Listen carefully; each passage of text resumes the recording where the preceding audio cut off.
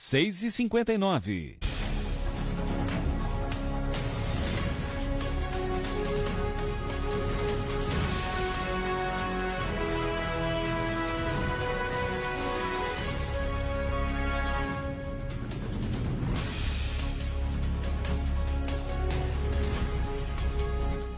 Boa noite, amigos e amigas da TV Metropolitana. Estamos começando mais um Entre Aspas com Ronaldo Castilho, que é exibido toda sexta-feira às 19 horas no @TV Metropolitana Piracicaba, no Facebook, no YouTube, no TikTok e também na Rádio Net da TV Metropolitana.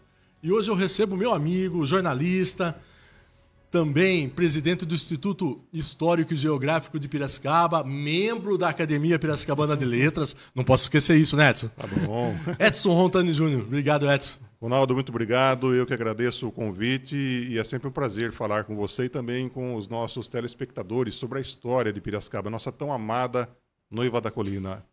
Edson, fala para um pouquinho do Instituto Histórico, como que funciona, as pessoas podem visitar o Instituto Histórico, conta um pouquinho pra gente do Instituto. Olha, o Instituto ele comemorou agora, dia 1º de agosto, 58 anos de atividades. Na última terça-feira, dia 26, nós realizamos uma solenidade comemorativa dessa data e também pelo aniversário de Piracicaba. Então, o Instituto tem 58 anos, Piracicaba tem 258 anos. Quando houve a comemoração lá dos 200 anos de Piracicaba, o bicentenário, o famoso bicentenário, foi criado esse grupo de estudos científicos sobre a história de Piracicaba. E de lá para cá, ele continua com essa chama acesa, que é a de preservar a história. O nosso instituto está instalado hoje no Jaraguá, lá próximo à Avenida 9 de Julho.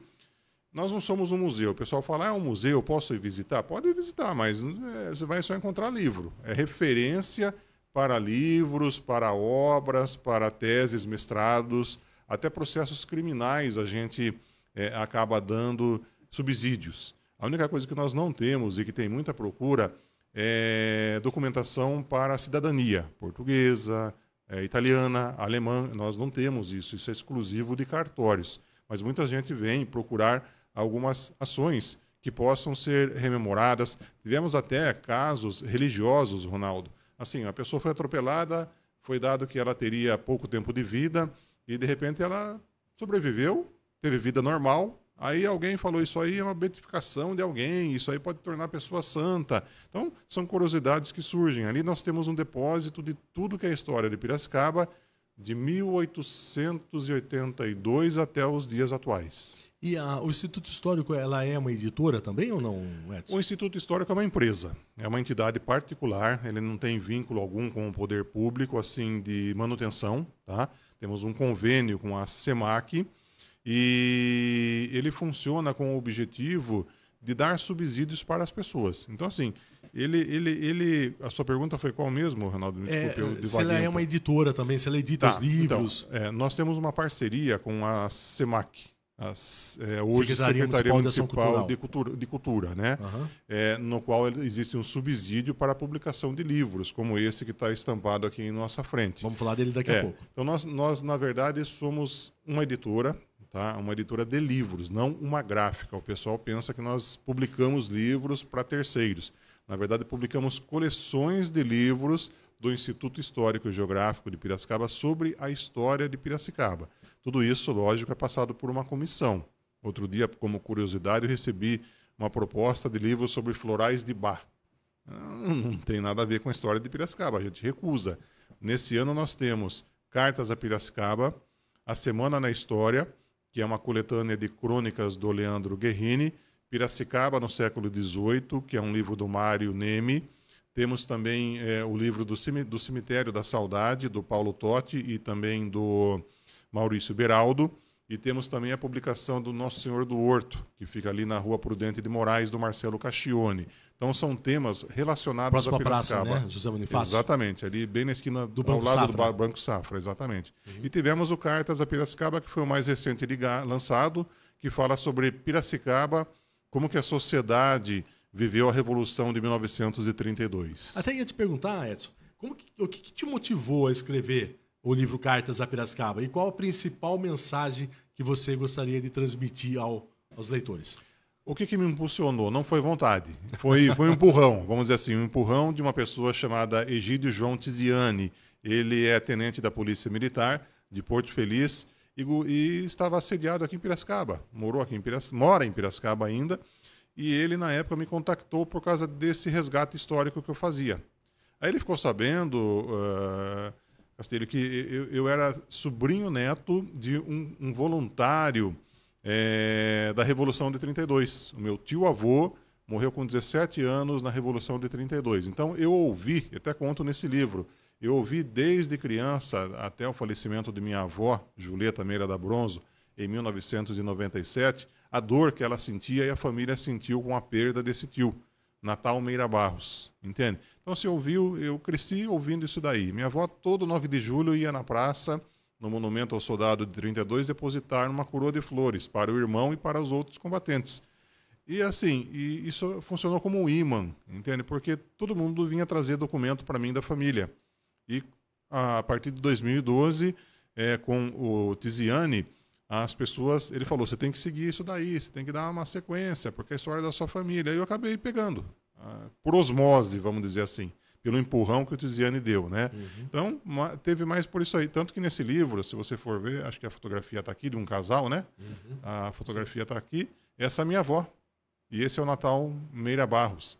Numa competição, no concurso fotográfico, lá por volta de 1928. Eles ganharam como o casal, na fotografia, né? Uhum. Embora fossem irmãos, como o casal mais simpático do estado de São Paulo. Ele, na época, ganhou um veículo 0 km que tem a fotografia no interior dessa edição. Eles tiveram uma irmã chamada Ivone, que morreu de depressão após a morte do Natal Meira Barros. Então, isso despedaçou a família Meira Barros. Tá? Aí minha avó casou com meu avô, e isso ela ficou a vida toda sendo estimulada a preservar essa memória. E herdou isso para mim, que agora a herança é sua, você que tem que perpetuar. Ela morreu em 97, 27, 28 anos atrás. Nós estamos em 2025, então essa herança sou eu que estou contando, inclusive nesse livro, essa passagem, o porquê desse interesse por 32. Daqui a pouco, Ronaldo, nós faremos 100 anos da Revolução de 32, 2032, né? Então alguém tem que levantar essa bandeira. Os voluntários de Piracicaba faleceram, se eu não me engano, em 2018 foi o último, o seu Romeu Gomes, dono da Rodomeu, aos 100 anos ele faleceu. E aí os filhos também estão... Ronaldo? Isso do Ronaldo. Ronaldo Gomes. Exatamente, o pai dele, ele foi combatente, né? E da Roseles também, né? E ele acabou falecendo, os filhos não estão se interessando mais, porque também estão envelhecendo, os netos não se interessam mais por isso, e a coisa daqui a pouco esquece. E Piracicaba é importante, teve uma importante participação na Revolução de 32, porque ela mandou cerca de 2.000 pessoas, o equivalente a 10% da população piracicabana se envolveu com a Revolução de 32, sendo que nós não fomos um fronte de batalha. Não tivemos ataques, não tivemos nada. Foi mais a comoção social que motivou assim, o envolvimento de Piracicaba nesse período. Edson, deixa eu fazer uma pergunta um pouco mais ampla para você. É que, na realidade, sempre que tem 9 de julho é feriado, né? É feriado estadual. Sim. E as pessoas ainda têm as novas, né? As pessoas mais novas têm alguma dúvida sobre o que aconteceu na realidade, né? O porquê da Revolução Constitucionalista de 32 e por que é feriado, né? Tá. Então eu queria que você explicasse um pouquinho mais pra gente, mas um pouquinho mais amplo, o que aconteceu para que essa revolução acontecesse em 32. Logo no início da antiga República, até os anos 30 mais ou menos, era moda fazer revolução.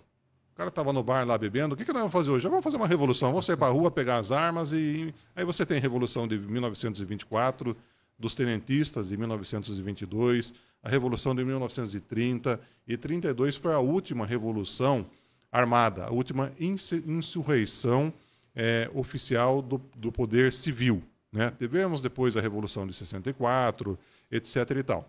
Getúlio Vargas, ele tomou posse apoiado pelo poder público em 1930, prometendo uma nova Constituição. Tá? A nossa Constituição ela vinha do século retrasado, ainda respirava ares do Império, ou seja, estava arcaica.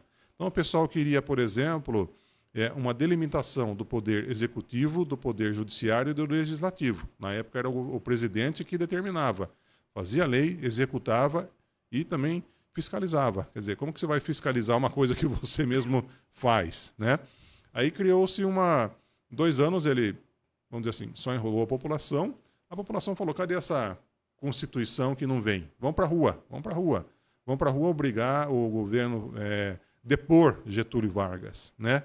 E não conseguiram. Por quê? São Paulo era um estado e outros estados acabaram afogando essa insurreição. Falam que o estado de São Paulo queria se tornar independente. Não é. Até porque São Paulo, estrategicamente, geograficamente, está no meio do Brasil. Não tem como virar... Não consegue ficar independente. Não consegue ficar independente. Na diferente verdade, do Rio Grande do Sul, por exemplo, que faz fronteira. Eles queriam a deposição de Getúlio Vargas. Só que como chegar na Guanabara, um estado vizinho aqui de São Paulo, que é o Rio de Janeiro, né, sede na época do governo, não tinha como. A força militar acabou tomando a região fronteiriça do estado de São Paulo, principalmente o estado do Rio de Janeiro e Minas Gerais, né, ali o centro-oeste, né, fazendo com que afogasse isso. Tanto que nós tivemos aqui, só para você ter noção, foi uma guerra onde houve muita criatividade. 100 mil voluntários para 10 mil pessoas da Polícia Militar, que na época era a Força Pública. Como que 10 mil pessoas vão dar uniforme, vão instruir, vão dar arma para 100 mil pessoas? Então foi uma coisa um tanto quanto desorganizada, mas motivada. Hoje, se você falar de fazer uma revolução, a gente não consegue, muita gente. Ninguém sai de casa para ser morto, né? Para pegar nas armas e não saber o que vai encontrar, para não ver o inimigo, né? Então, nós tínhamos, na ocasião, uma insatisfação. São Paulo perdeu? São Paulo, na verdade, não tinha disposição bélica para combater isso daí. E eu comentei, inclusive, recentemente, que foi uma coisa interessante, Ronaldo, porque nós tivemos um duelo de titãs, vamos dizer assim. Tá? Por quê? Combateram ali o Exército Brasileiro, que era a maior potência da América Latina na ocasião, e a Força Pública, a Polícia Militar, que era a segunda maior força de exército, vamos dizer assim, da América Latina. Então era o primeiro e o segundo exército se combatendo. São Paulo não tinha, o pessoal não tinha nem copo para tomar água. Surgiu aqui de Piracicaba, inclusive, da família Teixeira Mendes, a tal matraca. Quando falam, você não fecha a boca, você não para de falar, fala que nem uma matraca. O que é matraca? Se você pôr no Google, aí o pessoal vai descobrir o que é matraca, que é uma maquininha, igual aquela de fazer farinha, a qual fazia um barulho equivalente a uma metralhadora. Então o inimigo ouvia aquele barulho e falava, baixa aí que lá vem chumbo, e não vinha nada, só vinha barulho, né? Então foi mais ou menos isso, não sei se ficou claro a questão, né? Edson, como que você enxerga o papel do historiador ao aproximar a memória afetiva da cidade com um olhar mais crítico e científico da história? Veja bem, existem categorias. Eu não me considero como um historiador. Tá? Eu não faço historiografia, não sou formado nessa área, sou formado em comunicação social, sou jornalista, assim como você. Né? Eu sou um curioso, um jornalista curioso sobre a história de Piracicaba. Por quê? As gerações se renovam. Né? Aquela geração dos anos 80 hoje já não está mais aqui. Surgiu uma geração nova que se informa hoje através do quê? De mídias digitais, nada aprofundado. Então, o papel nosso é colocar em voga sempre aquilo que já foi colocado por Cecílio Elias Neto, Mário Neme, Marli Terezinha Germano Perecim. Teve aqui. Exatamente. Teve aqui no dia 1º de agosto. Valdiza, exatamente. Então, assim, nós envelhecemos naturalmente, só que alguém tem que levantar essa tocha. Assim como eu daqui a pouco não vou estar mais por aqui, mas nós já deixamos. Eu tenho um grande amigo historiador, mora em Rio das Pedras, mas é membro do Instituto, o Caio Casarim, está com 27 anos, é uma pessoa interessada, já fez artigos sobre Piracicaba, entende? Então, assim, a gente tem que passar o bastão como se fosse uma Olimpíada e nunca perder a batalha, nunca perder a corrida. Né? Aquela prova de revezamento. Exatamente. Agora, o senso crítico tem que existir, só que hoje nós estamos numa época de contestação, correto? Correto. O que é bom? Manter a praça do jeito que está, reformar, demolir casarões, arrancar árvores, alidor pecuário. O que é bom? Manter aquela orla marítima ali, aquela fauna, flora, etc. e tal, as capivaras que andam, cortar as árvores para colocar mais estacionamento. O que é interessante? Você brigar pela BOIS, fazer um condomínio. Então, assim, hoje o senso crítico está um pouco mais acima do que a gente possa pensar, tá? Mas existem muitas opiniões rasas, vamos dizer assim. O que a gente precisa, por exemplo, ler um documento escrito, eu cito muito, Marcelo Cacchione é uma extrema inteligência, entende? Ele faz teses profundas. Não adianta você debater com ele, você vai perder. Se você não tiver conhecimento, você vai perder, né? Então são coisas assim que precisam ser avaliadas, não ficar como a gente faz, ficar no bar discutindo, devia ser assim, devia ser assado, mas por que devia ser assim, né? Só para você ter noção, essa questão da BOIS, existe o EIA-RIMA, o Estudo de Impacto Ambiental e Relatório de Impacto Ambiental. Foi apresentado para nós, a gente acha que é legal, entende? Agora, vai trazer efeitos nocivos? O que não traz? Nós temos, inclusive hoje, Ronaldo, a apresentação daquele filme de 1922, se eu não me engano, na biblioteca. E vai ter uma sequência nos próximos dias também. Não sei se você já assistiu. Não, Piracicaba, 100 anos atrás. A Praça José Bonifácio era só casarões como é ali o Coronel Barbosa. Era daquele estilo, quer dizer, você vê ali pelo filme, 100 anos atrás era assim, não existia só o Hotel Central. Existiam casas mais bonitas que o Hotel Central. É que o Hotel Central ainda está na nossa memória por ser uma coisa recente. 81, 82, não é tão recente assim se a gente for ver. Já tem seus 40 e poucos anos. Tá? Mas eram casarões imensos, bonitos, e que quando se falou vamos demolir para fazer um Comurba, para fazer um edifício John Kennedy, para fazer uma Georgeta Brasil, um edifício Georgeta Brasil, a gente nota que o avançar surgiu, né? Hoje existe, logicamente, uma preocupação maior com o quê? O meio ambiente. Isso é óbvio. A gente precisa do meio ambiente, correto? Piracicaba, aposto que você já ouviu falar de muita gente que vem de fora, que é uma cidade quente, mais quente que outra região.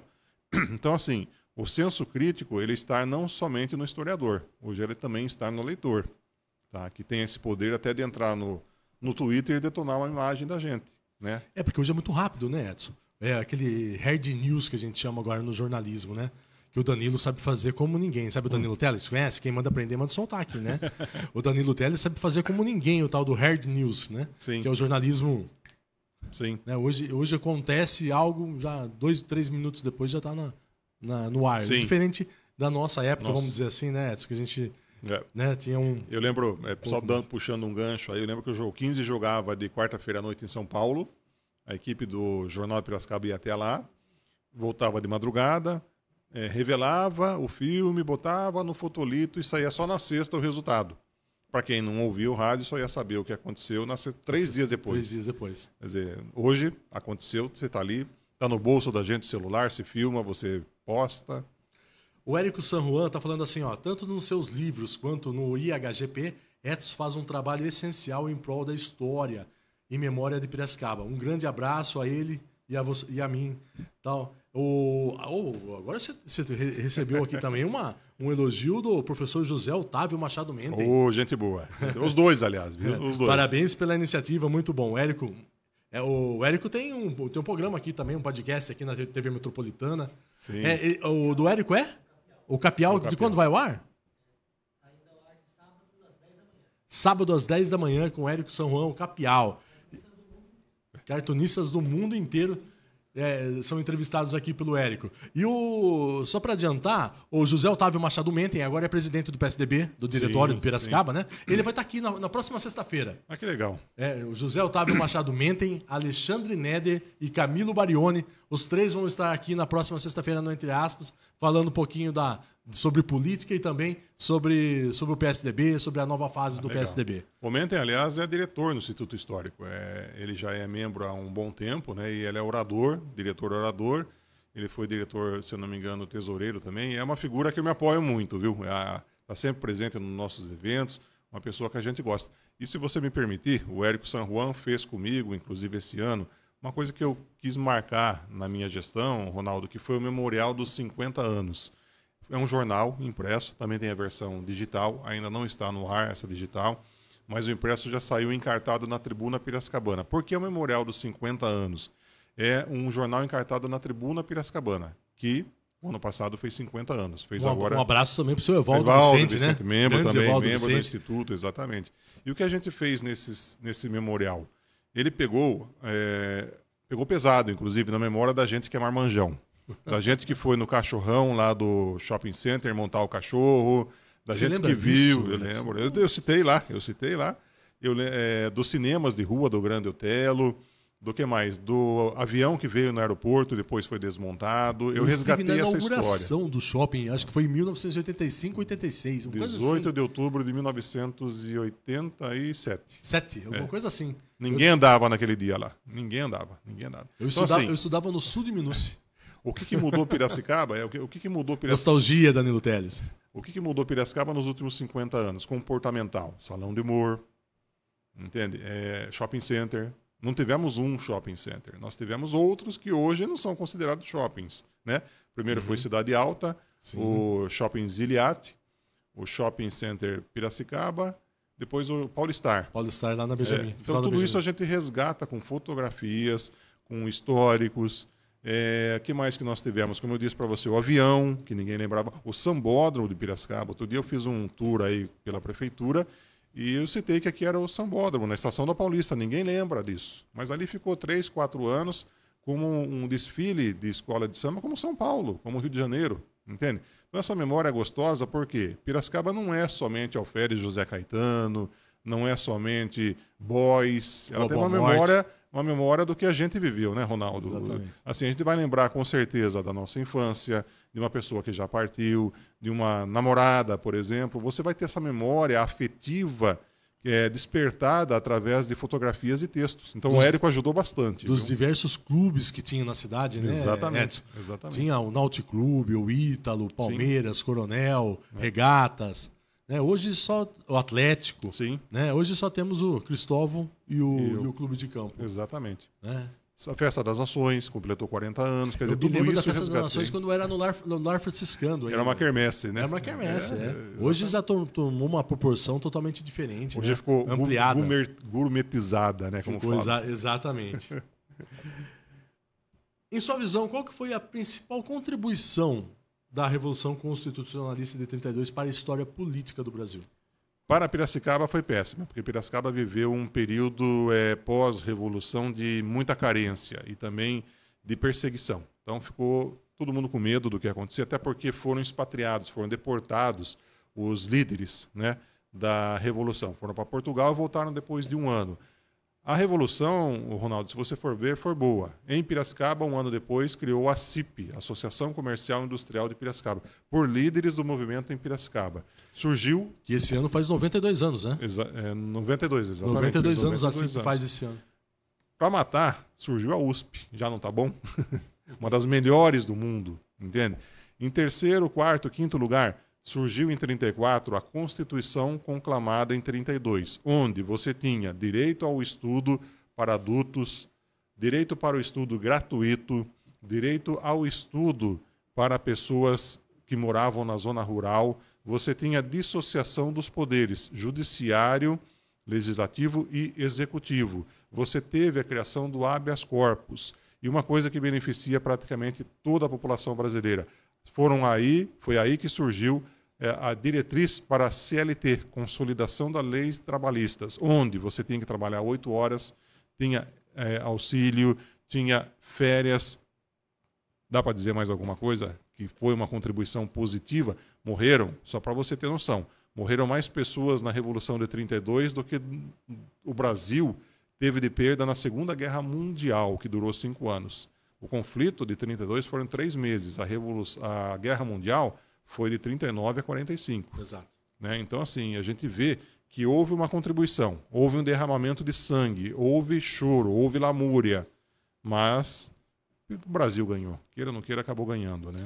Como que ficou, na realidade, não sei se você sabe sobre isso, os familiares dos combatentes que, na época, aqui em Piracicaba, foi uma coisa bem apreensiva? Você se recorda de alguém te contando algo? Não sendo uma crítica, né? Mas na época você não tinha veículos de comunicação na cidade. O único veículo de comunicação era ir ao Teatro Santo Estevão e alguém ler uma carta. Recebemos ou ouvimos no rádio isso, recebemos o Teatro Santo Estevão era onde?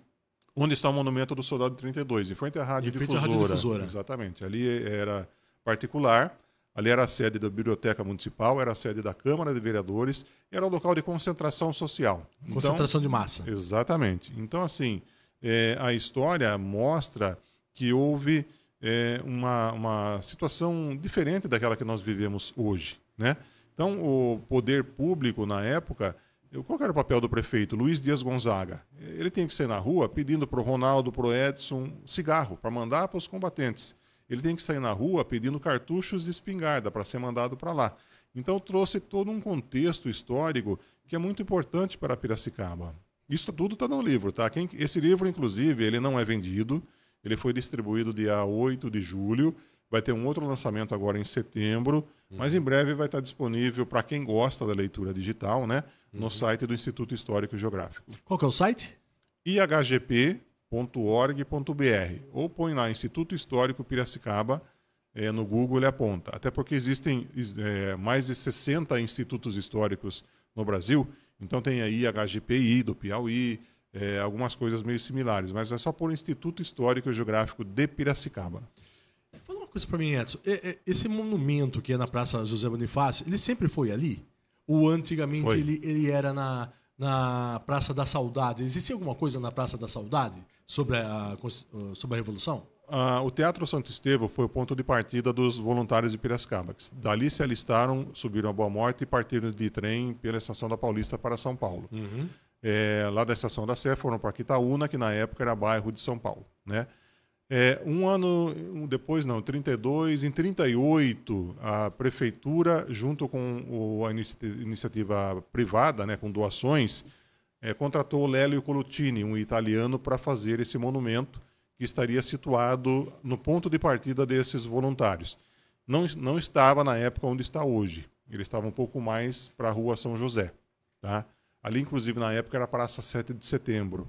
Aí houve a unificação da Praça 7 de Setembro com a José Bonifácio, virou-se uma coisa só, né? Eram duas praças ali cortadas pela Rua São José.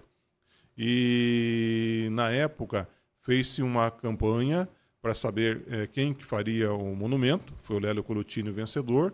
Houve muito dinheiro particular no envolvimento disso. Tá? Ficou ali até 1981, quando o prefeito João Herman Neto quis remodelar a Praça José Bonifácio, tirou vários monumentos. Aquele monumento ao Mário Dedini, que está em frente à igreja matriz da Vila Resende, ficava na praça, e outros, né? Porque ele queria dar um ar de moderno, então ele queria tirar monumento, falava que era muito, muito retrô, muito antigo, né? Só que quando chegou no monumento de 32, houve uma comoção dos voluntários que ainda estavam vivos, que fizeram uma corrente humana, ficaram 24 horas ali na frente, não deixaram o trator entrar, né? Minha avó estava lá, minha tia-avó também. Minha tia-avó, inclusive, fala um livro, ela se gabava. Fui eu que peguei uma pedra e joguei na cabeça do João Herman Neto. Quando ele pegou o trator e veio em cima da gente. Tal. Tem fotografia disso tudo. Não adiantou. Ele pegou o trator e desmontou. Foi desmontado peça por peça e esse monumento ficou de 81 até 1987 em frente ao Cemitério da Saudade. Na Praça da Saudade. Na praça denominada hoje Vitório Ângelo Cobra, o Cobrinha. Sim, Tanto sim. que no mesmo lugar que está o monumento do Cobrinha, ficou esse monumento de 32. Mas antigamente era a Praça da Saudade, né? Depois que Isso, foi denominada exatamente, do Cobrinha. Isso. Depois da morte dele, né? Aí um acórdão, até feito pelo Dr. Otávio Irene Júnior, que sempre participa dos nossos eventos com a sua esposa, a Graziella, né? E muito bem nos recebe, acabou fazendo com que voltasse. Imagina o que é desmontar, montar uma peça daquela, um quebra-cabeça imenso. Nessa época o Dr. Otávio era diretor do fórum, Sim, né? Aqui de exatamente. Piracicaba. Hoje ele foi promotor, tá? Então Depois ele foi fez... desembargador. Exatamente. E agora Desembargador, desculpe, não promotor. aposentado. Ele não gosta que fale promotor, é desembargador. Desembargador. E eu sempre confundo, ele fica bravo. Né? Então daí voltou para lá e ficou até hoje, né? Infelizmente, não sei se foi bom ou não. O ano passado tivemos o furto de 2 peças, inclusive aquela que tinha o nome das pessoas que faleceram. A placa, né? Placa de bronze. E aos poucos a história vai se apagando. Hoje aquilo virou um beliche, né, Ronaldo? Infelizmente, é um beliche onde você passa de noite, passa de dia, você vê roupa, de noite você já vê gente dormindo. Até porque tem 3 degraus, né? Então as pessoas acabam dormindo ali, né? Para nós, eu falo, é um infortúnio para o luto de famílias como a minha. Que ali representa a morte de pessoas. E as pessoas estão vendo aquilo como um assento, como um depósito de lixo, uma coisa que mexe com o coração da gente. É que existe sentimento ali, né, Edson? Sim, sim. Existe algum combatente que ainda é vivo? Não. Não, né? Não, tinha o seu Scar Bressan, que faleceu há cerca de 10 menos anos. e o seu Romeu Gomes, que foi o último, né? Walter Acorce foi voluntário. A gente teve diversas pessoas aí que acabaram atuando, né? Mas hoje não tem mais, acho que nem no estado tem mais, porque as pessoas já estariam com, para ser alistado, deveria estar com 18 anos, né? E já faz 93 anos, a pessoa teria que estar com mais de 100 anos, né?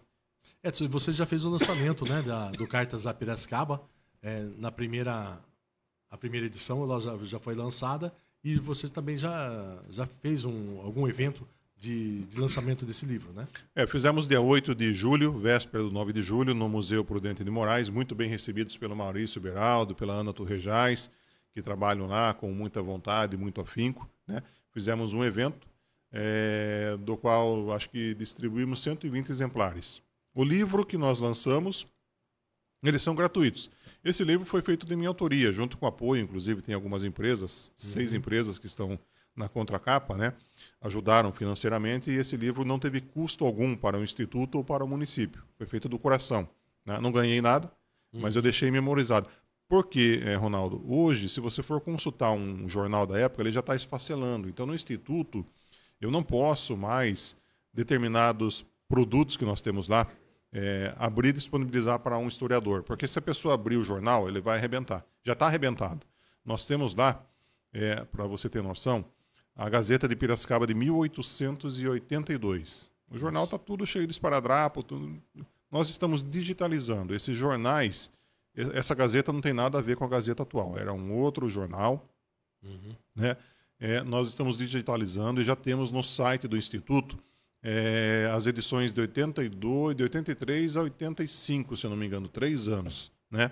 Eu fiz o lançamento. Aí o que eu peguei? Eu comecei a compilar esses jornais nesse livro. Então, Cartas a Piracicaba, o que que é? São relatos de pessoas que foram para 32, para a Revolução, e escreviam cartas para os jornais ou para os seus familiares. Tá? É um apanhado de ambos os telegramas. Relatando o que estava acontecendo. O que estava acontecendo. Eles foram os mais fiéis repórteres da época. Não existia-se hoje um correspondente de guerra como a gente vê na faixa de Gaza, em outras áreas de conflitos, Ucrânia, etc. e tal. Então, nós fizemos um compilado de fatos mais interessantes. Tem alguma coisa curiosa? Tem coisa curiosa? O que eu posso te dizer? Assim, a partida de pessoas de renome da sociedade da época para a Revolução. Tem um caso aqui que eu até cito, olha só que engraçado, né? Piracicaba parou, tinha toque de recolher. Esse horário ninguém podia sair de casa, porque não podia acender a luz. Se passasse um avião, via que tinha movimento, jogava uma bomba, uma granada. Então tinha toque de recolher. Quem saísse na rua levava multa. 6 horas, 8 horas da manhã do dia seguinte, voltava a população a ter a sua vida normal, em termos. Até porque nós não tínhamos trigo para fazer pão como temos hoje. Você vai no supermercado. Era tudo beneficiado em locais, né? Tínhamos casas aqui de beneficiamento, que sovava o trigo e transformava em farinha. Não tínhamos querosene, porque o Getúlio Vargas bloqueou tudo, não deixava entrar mais nada aqui, né? Então nós tínhamos assim uma convulsão na sociedade. E eu fiz esse livro baseado nesses fatos, nesses jornais de época, com o objetivo de propagar essa informação, né? Então, se você for ver, hoje me torna até um chato, porque eu posso ir ver? Não, não pode ver, porque eu quero preservar para o futuro, né? Qual que é a vida de um papel na natureza, Ronaldo? 5 anos. Se você joga um jornal na Terra, ele demora 5 anos para se degradar, se virar um... Eu não sei, não sou biólogo, não sou agrônomo, mas ele demora um tempo. Agora, conservado, ele vai durar um pouco mais. Tá? Exatamente. Pode ser que entre amanhã um outro diretor, um outro presidente e fale, isso aí não interessa mais, vamos doar para a Biblioteca Nacional ou uma outra entidade. Não sei, tenho dúvida, né? Talvez tenham condições melhores, até equipamentos melhores de digitalização, etc. e tal. Então, essa compilação ficou um pouco um tratado, que eu falei, em 3 meses dá para contar a história. Na verdade, não dá. Eu teria que fazer 3 livros desse formato para poder lançar sobre a história real. Eu fiz compilações, eu fiz entrevistas novas, eu fiz história disso que você perguntou, do Monumento de 32, do Mausoléu de 32 no Cemitério da Saudade. A intenção, acho que foi válida, né? O Cláudio Michelon está desejando boa noite, um ótimo programa e um abraço para você, Edson. Agradeço do fundo do coração. Edson, vamos falar essas novas gerações, né? que surgem aí, como que a gente pode estimular elas a conhecer realmente a história, não só da Revolução Constitucionalista de 32, mas também a história de Piracicaba? Não comprar aquela questão pasteurizada, já pronta. Tá? Eu fui um preguiçoso na leitura, Ronaldo. Tanto que quem estudou comigo no primário e me encontra hoje fala, como que você virou um jornalista? Você era tímido, você não gostava de ler, não gostava de escrever. Eu falei, não sei, surgiu. Eu jogo muito dessa culpa ao professor Orlando Veneziano, que já é falecido, ao Francisídio Beduschi, que ainda é vivo e é membro do Instituto. Eles que me deram aula de português nos anos 80 no Jorge Cury, me estimulavam a fazer leitura por obrigação. O seu Orlando Veneziano, ele chegava toda segunda-feira, ele queria um resumo de um artigo de jornal. E a gente não lia jornal. 10, 12 anos, você não lia jornal. Ele estimulava. Então você era obrigado a ler para entender, interpretar. Né? O brasileiro tem uma dificuldade muito grande na interpretação. Ele pode ler, mas ele não sabe interpretar o que está lendo. Naquela época não tinha computador, era na mão ou máquina de escrever. Não tinha chat GPT. Hoje você tem que pesquisar. Você e eu, Ronaldo, somos da época que você tem que ler um livro para falar o que eu quero não tem nada aqui. Exatamente. Né? Aí você ia para um segundo livro que também não achava nada, no terceiro você achava alguma coisa. Não tinha o Google. Não tinha nada. Você não tinha buscador, você não tinha nada. Então hoje está tudo mais fácil. Eu comento, como eu falei, não comprar a coisa pasteurizada, começar a ler. Tá? Não ler romance, não ler essas coisas, mas começar a ler coisas. O papel de uma faculdade qual é? É estimular você a pensar. Você pensa, você questiona. Existe um ditado, que é aquele, na casa em que todo mundo concorda, ninguém pensa. Temos que ser assim. Exatamente. Né? A gente tem que questionar e ajudar a não ser contrário, não contradizer, mas ajudar a colaborar numa discussão. Né? Para quê? Para que a gente engrandeça com esse conhecimento. Né? Foi isso que falou Platão, Sócrates e Heráclito, tantos outros filósofos há 3, 4 mil anos atrás, onde nós não tínhamos nem o domínio da grafia, da escrita. Entende? Leia. É importante ler. Tá? Eu leio tudo. Eu pego um folheto aqui na 15... Eu ponho no carro e leio depois. Jogo fora. Mas eu leio. Eu gosto de ler. Entendeu? É um hábito que a gente tem que criar. Né? E lendo, você estimula o seu cérebro a marcar palavras corretas. Você estimula ao hábito de poder escrever também, não passar vergonha. Né? Isso é tudo que a gente aprendeu na faculdade, né, Ronaldo? E tanto que te estimulou que hoje você escreve alguns artigos que são publicados na Tribuna do Evaldo, né? E em outros jornais também, que eu acompanho os seus artigos. Exatamente. E não tem só a questão da Revolução Constitucionalista de 32 em Piracicaba, né, Edson? Tem também a questão do Comurba. Sim. Né? O Comurba marcou história e época não tão feliz, foi uma época triste, né?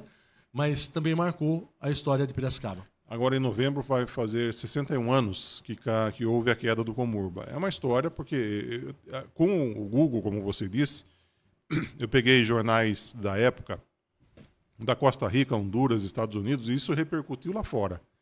Foi uma coisa que não acontecia todo o tempo. Né? Caiu, matou diversas pessoas, dezenas de pessoas, né? Mais de 50 pessoas, se eu não me engano.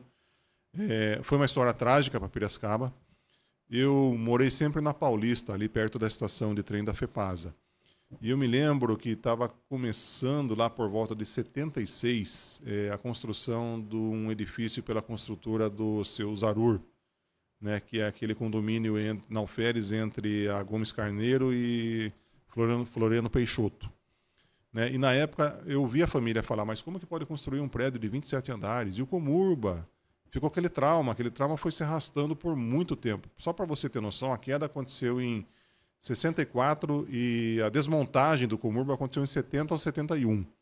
Foram 6 anos que ficou aquela memória viva, aquele mausoléu vivo na memória do Piracicabano. Sufoco de gente que ficou presa, de gente que perdeu. Nós tínhamos, para você ter noção, o vizinho ali tinha a casa portuguesa, que era de uma família de portugueses. Todos eles morreram e não estavam no Comurba. Estavam trabalhando no comércio.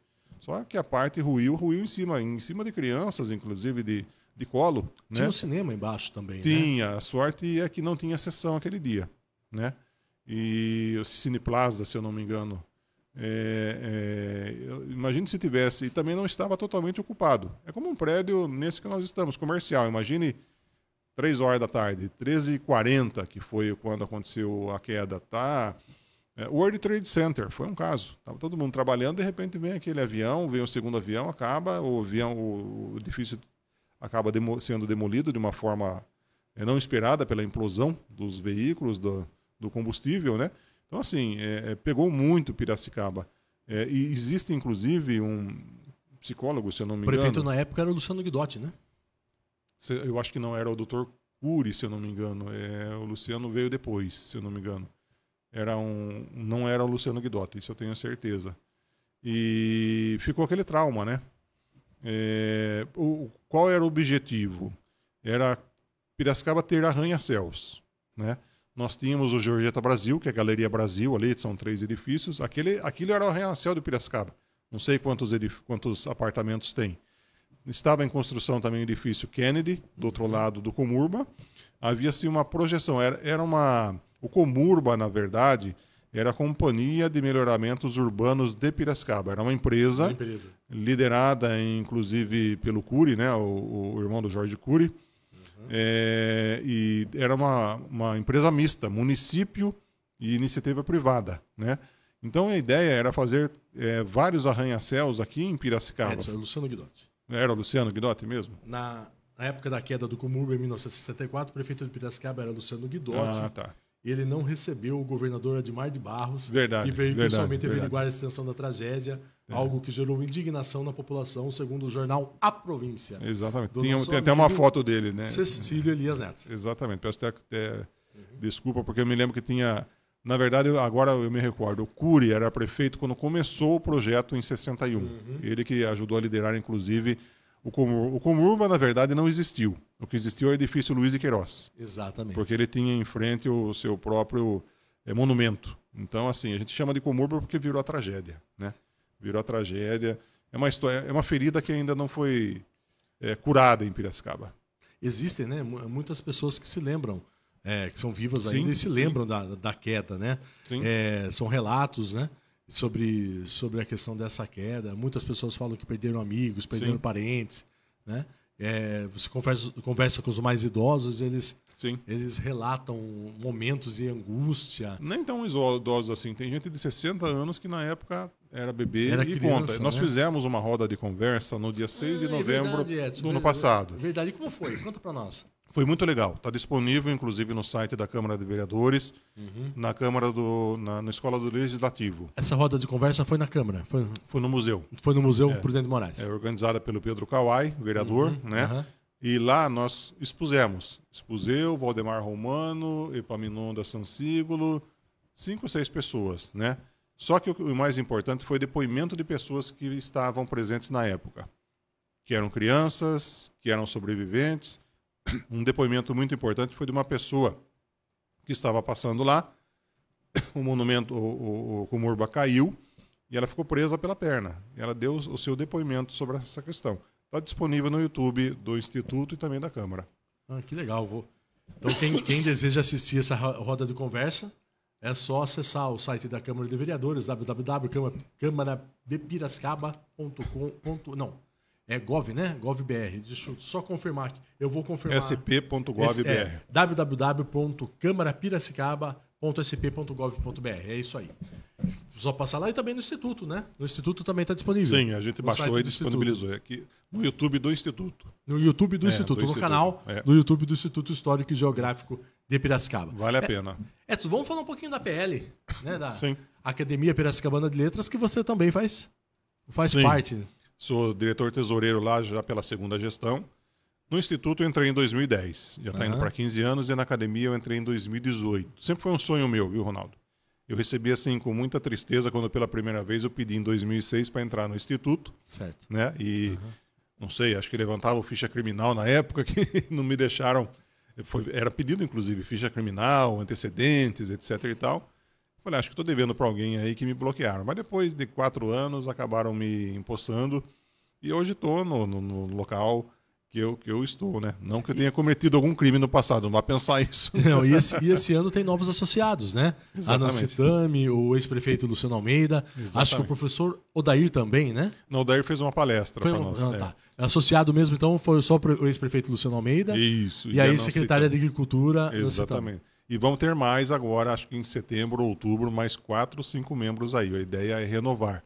Né? Nós não temos um limite de cadeiras, como é a Academia Piracicabana de Letras, que é composta por 40 cadeiras. Tá? O Instituto tem 60 membros efetivos, mais os honoríficos, beneméritos, dá mais ou menos 100 pessoas. Tá? E a renovação é necessária. Né?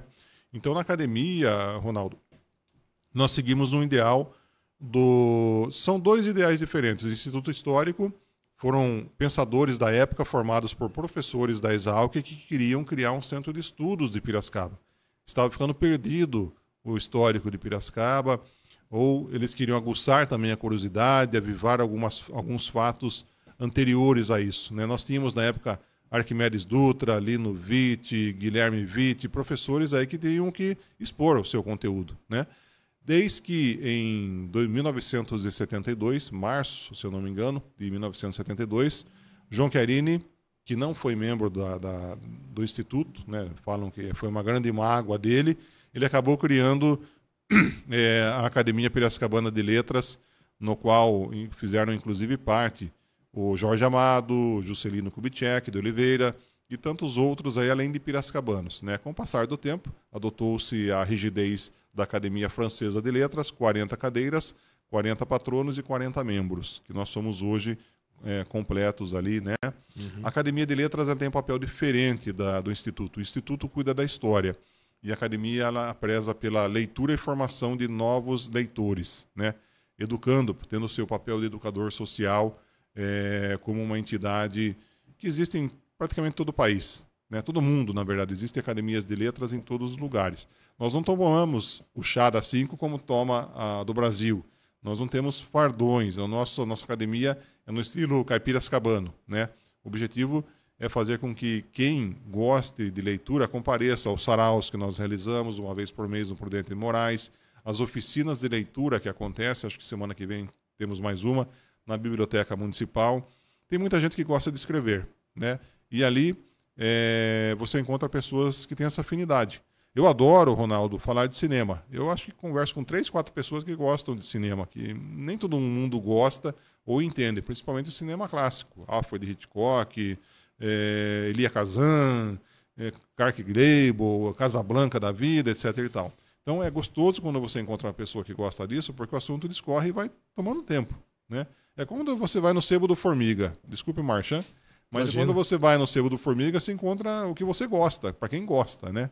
Quando uma mulher vai numa loja de cosméticos... O Sebo do Formiga fica na frente da Pinacoteca, exato, né? Que eu nem sei o que é lá hoje. Também não. Era centro de professor, alguma coisa assim, mas eu nem... Ali é uma fica maravilha. Na rua Moraes Barros, próximo à Rua do Porto. Isso, exatamente. Sebo do Formiga. Exatamente. Ali não tem só livro, não, tem bastante coisa. Com certeza. É uma memorável, muito legal. E é diferente também a Academia Piracicabana de Letras, porque como são 40 patronos, são 40 cadeiras. Sim. E são os imortais, né? E só é modificado a partir do momento que o membro ele morre. Ou ele pede demissão, ou ele... tem isso também de pedir o afastamento? Como teve com o papado, né? O Papa, como teve... Eu não vejo isso acontecendo na Academia de Letras. Parece que lá, eu não sei quais são as regras, mas aqui a pessoa pode pedir para sair. Tá? Por uma conveniência, doença, muda...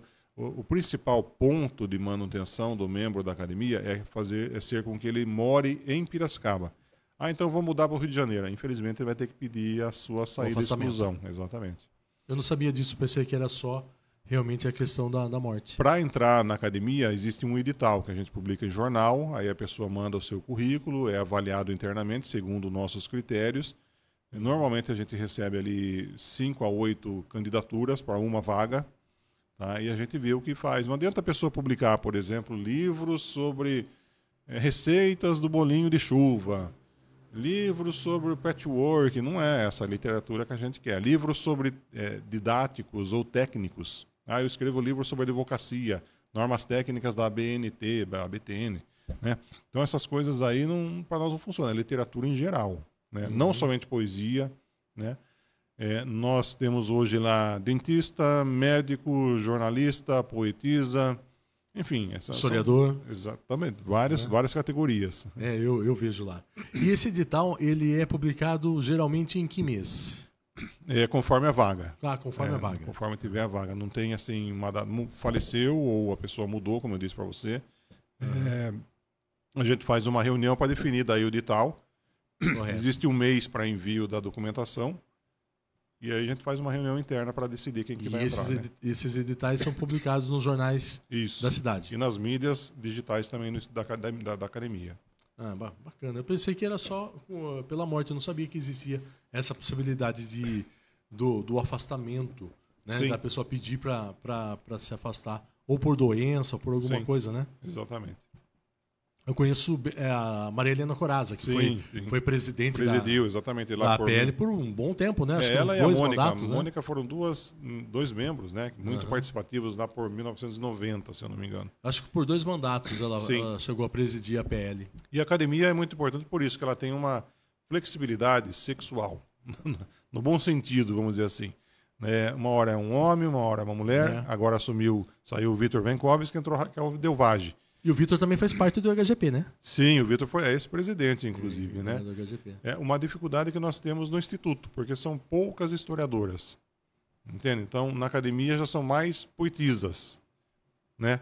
Então, nós temos, assim, uma diferença gritante com relação a membros masculinos no Instituto e membros femininos na academia. E precisa ter isso daí, né? Jovem, moço, mulher. Nós estamos vivendo na Academia Brasileira de Letras, né? Índio, jornalista, cantor. Maurício de Souza foi candidato, né? Um desenhista, né? A partir do momento em que nós tivemos, na década passada, o Nobel da Paz para Bob Dylan, por causa da música dele, ele propagou através de suas letras uma coisa que chamou a atenção do Instituto Nobel, né? Então, assim, não é mais o cara que vai lá em Gaza selar o acordo de paz, é também um cantor, ele canta através de música. Isso dá uma diversidade muito grande, né? A exposição, etc. e tal. John Lennon não cantava? Imagine um mundo sem paz, sem limite, sem religião, né? Imagine, né? A música dele. Então, assim, hoje nós temos uma diversidade muito grande, não só na Academia Nacional. Miriam Leitão entrou recentemente, o indígena também, né, que nós temos, esqueci o nome dele, peço perdão. Mas é muito importante ter essa participação, né? Tanto de faixa etária quanto de gênero sexual, né? Acho que é muito importante isso. Piracicaba tem um museu que leva o nome de Prudente de Moraes. Sim. Né? O edifício da Câmara de Vereadores também, edifício Prudente de Moraes. Né? Qual que foi a importância para Piracicaba de Prudente de Moraes ser o primeiro presidente civil? Ele é, inclusive, o patrono do Instituto Histórico e Geográfico de Piracicaba. Existe uma medalha Prudente de Moraes também no Instituto, né? Nós entregamos este ano para o João Humberto Nassif, um escritor, né? O João Humberto escreve para a Tribuna também, é um dos colunistas da Tribuna. Páginas e páginas, páginas, né? e páginas de entrevistas, inclusive. Ele tem mais de 700 entrevistas com pessoas colocando no papel a história oral de Piracicaba. Inclusive, História Oral de Piracicaba foi o título de um livro que ele lançou pelo Instituto Histórico e Geográfico tempos atrás. E há mais de 10 anos ele fez 2 volumes chamados Paulistenses, no qual ele conta a vida do bairro da Paulista, passando do Dr. Paulo de Moraes para cima, porque ele nasceu lá. Uhum. Então ele conheceu pessoas e fatos. E isso é um dicionário para Piracicaba. Para qualquer pesquisa que você venha fazer, é uma referência. Tá? Então, aproveitando, Ronaldo, nós temos, já desde o ano passado, o Inhoxate. O Inhoxate é um nome provisório que acabou ficando definitivo. A gente criou, vamos criar o quê? O Inhoquim Chat. Então você põe lá, Edson Rontani. Ele vai pesquisar nos livros do Instituto quem foi Edson Rontani. Nós temos o dicionário de piracicabanos, do professor Samuel Froneto, que tem N verbetes, infinitas verbetes que mostram as pessoas que conduziram Piracicaba, construíram Piracicaba desde 1824, 22, etc. e tal, né? Então você põe lá, você não tem que ler o livro mais, nem colocar no PDF para buscar. Ele próprio vai indicar para você com a referência. Quem foi Fulano da Silva. Fulano da Silva foi isso, foi aquilo, referência. Livro 1, livro 2, que tem um clique para você, o link, né, para você clicar e abrir esse hiperlink na página exata em que tem esse livro. Esse Inhoxate, ele está disponível na página inicial do site do Instituto, ihgp.org.br. é uma facilidade que a gente está criando, principalmente para a nova geração, né? Tentando se comunicar com essa nova geração.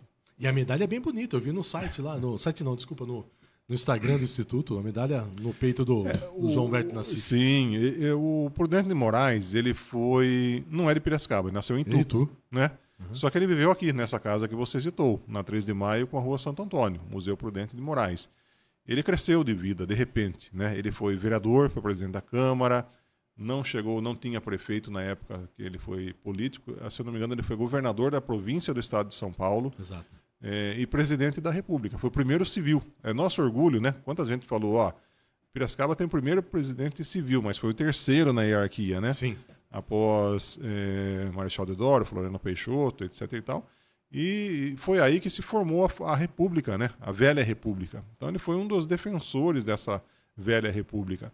E ele tinha um papel muito importante. Para Piracicaba é uma questão de orgulho, né? E a sorte nossa, não sei se é sorte, né? Mas a gente fala assim de morte, né? Ele está enterrado em Piracicaba, ele podia estar em Itu. Inclusive, acho que foi essa semana que teve um encontro, né?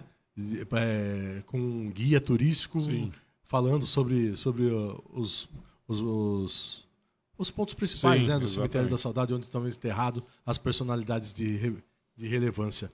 Edson, fala uma coisa para mim. O Entre Aspas, esse programa ele chama Entre Aspas, porque no final eu peço para o convidado falar uma citação que marcou sua trajetória, que marcou sua vida. Pode ser uma citação do teu pai, da tua mãe, do teu irmão, ou de alguma pessoa que tenha algum significado para você. Qual que é a citação do Edson Rotani Júnior? Eu tive com um professor no curso de comunicação. Faça, mas não faça por fazer, faça bem feito. Entende? Para que você seja o melhor e tenha a melhor exposição. Eu sou que nem você, viu, Edson? Eu sou jornalista por causa de um professor de língua portuguesa que eu tive no SUD. Não sei se você conheceu, professor Argemiro. Sim, claro. Quanto eu já ouvi falar dele. Não o conheci pessoalmente, mas conheço a sua fama, fantástico, a sua dedicação, fantástico, né? Fantástico. Então eu acho que para mim valeu a pena. Porque eu tive aula com o senhor Argemiro, com o senhor Otávio. Lembra do senhor Otávio de Matemática? Sim. Também do SUD, Minus. São referências até hoje, né? Na língua portuguesa, o Argemiro, o professor Argemiro é referência. Exatamente. Até hoje mesmo, estando falecido há um bom tempo. Sim.